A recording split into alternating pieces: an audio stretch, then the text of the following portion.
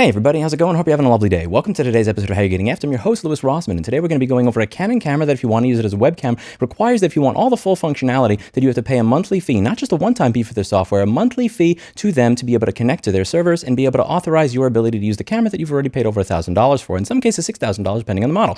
This is from an Ars Technica article. This Ars Technica article is referencing a blog post, so it's essentially an article referencing a blog post that they're reporting on a blog post, and one of the things I found disappointing about this particular article is that it's missing certain information that's necessary to get a full portion of the story, really a full view of what's going on here. And that's what the Consumer Protection Wiki, or since rebranding it, the Consumer Action Task Force Wiki is supposed to be doing. We're supposed to be going over all these instances of anti-ownership practices by companies in a factual way. When you look through this, they're talking about a camera that can cost upwards of $6,300. In this instance, they're talking about a $900 camera, but the point is that this particular anti-ownership practice applies to all of their cameras from a particular point in time. That can go up to $6,000, and how if you want the full functionality of this camera to be able to use it as a webcam, that you have to pay Canon not just once, you have to pay them a monthly fee of $5 a month or something like $50 a year if you want to be able to use everything. There are certain options that are going to be grayed out. So brightness, contrast, saturation, hue, and also if you want to use it in full resolution, if you want to use it in 1080p, you have to pay them. You will be stuck using it in 720p if you want to use it as a webcam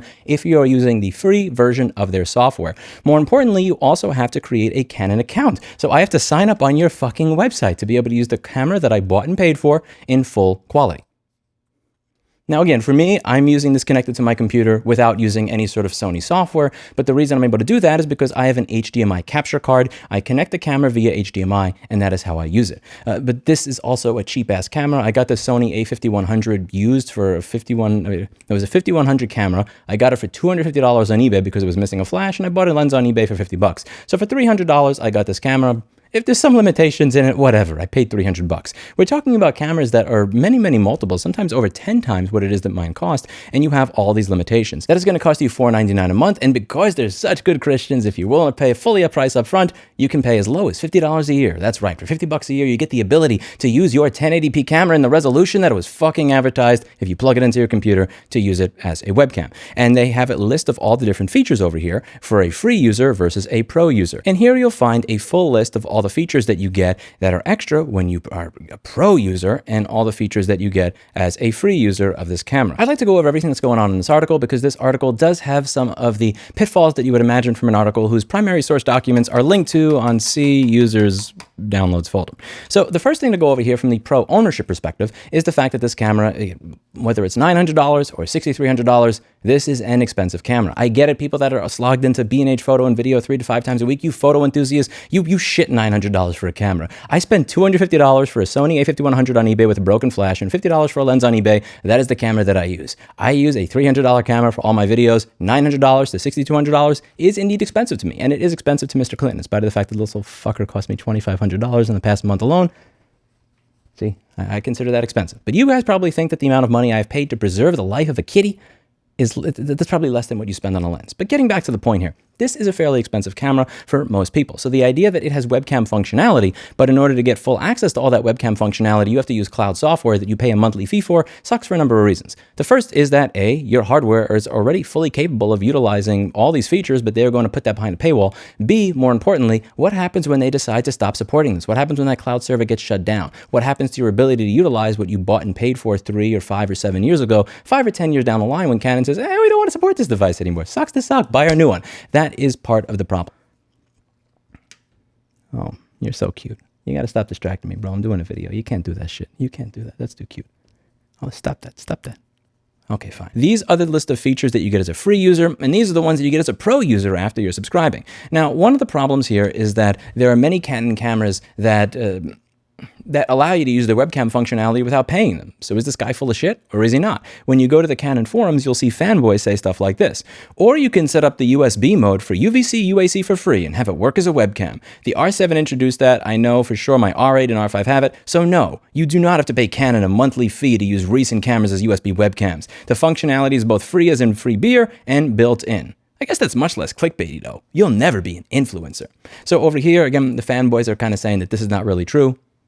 And then they're saying, if I want to even use this as a webcam at all, or if I want to use it, I have to pay a monthly fee. Which one is true? This is a great question. If you take a look at Canon's manuals for their newer products, you'll see that you can use this in UVC UAC mode. And you can get full quality, meaning over here you can get 24-bit audio. You can get 1920 by 1080 at 30 frames per second over to USB. You'll be able to get all of this without ever paying them a dime. However, these requirements are different for different cameras, and that's the part that's being missed on in the Ars Technica article, as well as some other blogs. I made a list over here after going through Canon's website, and somebody actually fixed all the URLs after I fucked them up in the wiki. Thank you very much. Here are the cameras that support UVC and UAC so that you do not have to pay Canon shit to get full 1080p resolution. Here are the ones that do not support the standards that are going to require that you use the EOS webcam utility with the Pro subscription if you want to get 1080p. There's a bunch of other cameras, but these are the ones that I could confirm at that point in time. I'm sure there are more. The point here is that if you want to be able to utilize the product that you already bought and paid for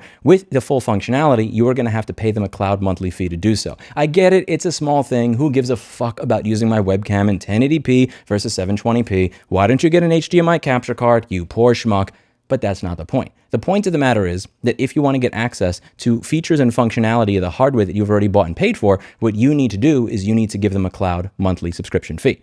It's not even just about the money at that point, because I get it. I read Apple forums all day. You guys love to make fun of people for being poor. There's nothing that gets you guys going more, the people that love to argue on the internet, than saying that somebody else is just bitching because they're stupid or they're poor or something else. You love making fun of other people until it happens to you. I swear to Christ, it will happen to you someday. The point of the matter is that this has the ability to be turned off. And I've gone over this on this channel many times, where a company turns off a server and now you don't have the ability to use the version of Reason you bought and paid for. You don't have the ability to use Adobe products that you bought and paid for.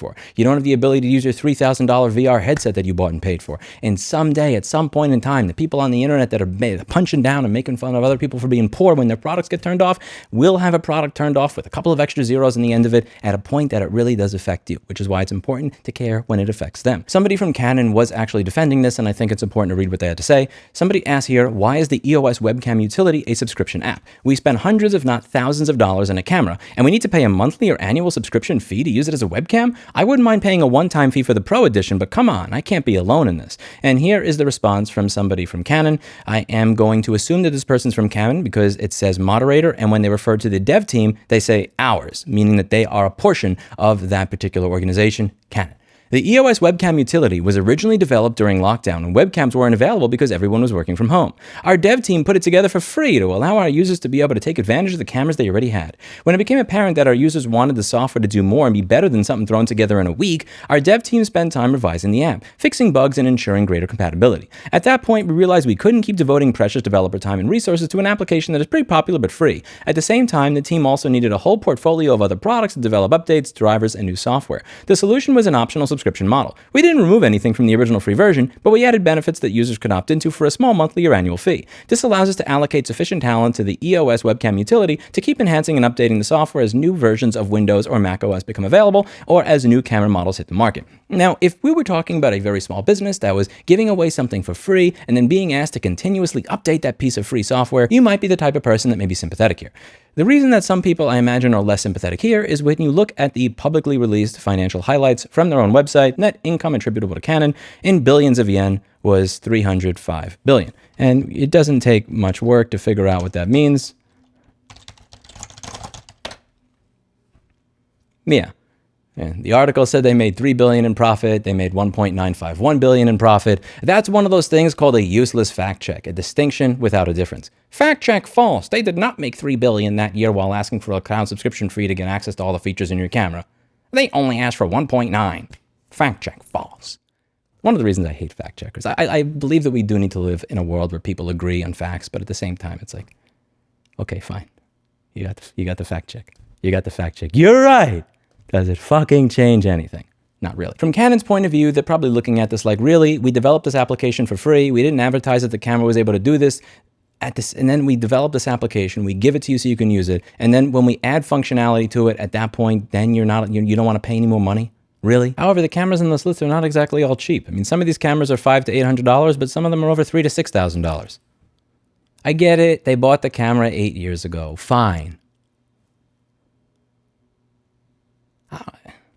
Is $1.9 billion a year not enough? I'm not mad that you make money. Make $3 billion, make $10 billion, make $80 billion. I don't care. Just stop with the constant subscription shit for stuff that people already have. Their camera has the ability to do 1080p. Why do you have to lock that behind a paywall for somebody that already gave you $3,000 fucking dollars as a loyal customer? Let them pay for the software once. Let them give you $200.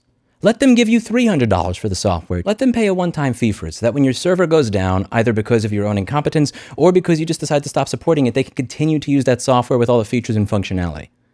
And it will go down in the future. Canon servers go down more often than Elon and the new president, or the other way around. Reports vary. In all seriousness, this stuff's not going to get better unless people push back against it, and that is what the Consumer Action Task Force is here for. The Consumer Action Task Force is here to factually and properly archive every instance of a company doing this type of anti-ownership bullshit. With facts, evidence, citations. Everything must have a source. It's all nicely sourced. We go over the entire situation without bias. And if it is biased, you have the ability to click edit and make sure that it's correct. Mr. Clinton values transparency. He also values being correct. Don't you, Mr. Clinton? He's pissed at me because I gave him a pill. He's sitting on the other chair, and he's just sitting there looking like, really? Like, I can't believe you did this to me. He won't even make eye contact anymore. Clinty? Clinty? Watch. I'm going to get him to come over here. Give me 1 minute.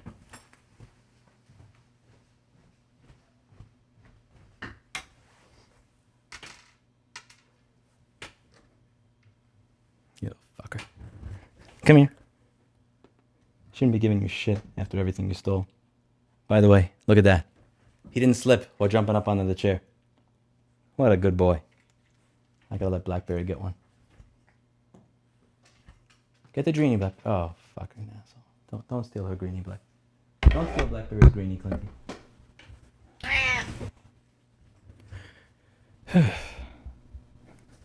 I'm curious what you think. Do you think that people are overreacting here, that this camera wasn't sold with that functionality and then Camera released a piece of software for it and now people are just bitching because they want that software to give them 1080p without a one-time payment rather than a cloud subscription? Or do you think that the company that makes $1.9 billion a year that sells a $3,000 to $6,000 camera should not be trying to extract recurring revenue with no option for a lifetime purchase for that software? Let me know what you think in the comments down below. This is my opinion. You're allowed to put your opinions over there. But this Consumer Action Task Force Wiki must be limited to facts. It cannot be your opinion. It cannot be commentary. It cannot be editorializing like the opinion section of a newspaper. That's it for today. And as always, I hope you learned something. I'll see you all in the next video. Bye now.